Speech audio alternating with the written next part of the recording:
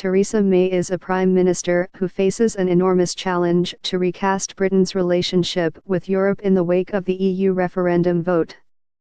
But the Brexit statement she gave to the House of Commons on Monday was based not on reality but on unreality. The picture of Britain and Europe that she painted for MPs following last week's EU summit does not and will not exist. Mrs May's Brexit Britain is a fantasy island. The underlying fantasy is that Mrs May is the master of Britain's fate in these negotiations. This is not true. It was the European Union, united, clear and principled in its approach, that shaped the first phase of Brexit talks, which came to an end last week in Brussels.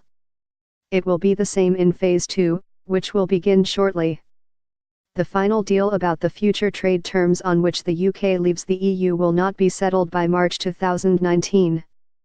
All that will be settled before that is what the EU in April called an overall understanding on the framework for a future relationship.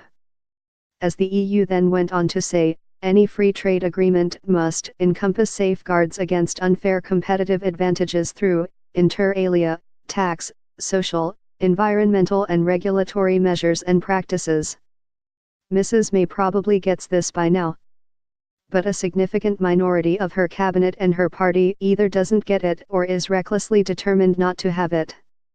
That is particularly true of the part of the Conservative Party that sees Brexit as a deregulatory opportunity, for whom taking back control means scrapping as many business costs, taxes, regulations, pension obligations, workplace rights and employment protections as possible. Reports at the weekend suggested that Michael Gove is leading a cabinet push for the UK to abandon the terms of the EU Working Time Directive, which among other things ensures a maximum 48-hour working week. This is the opposite kind of Britain to the one for which large numbers of working-class leavers voted in 2016. They wanted more security, as they saw it, not less. They did not vote for the freedom to work more hours for less pay and fewer rights. But this deregulated country is the one the Brexiteer right is determined to give them. A second fantasy is Mrs May's insistence that the 2-year transitional period that she is seeking is an implementation period.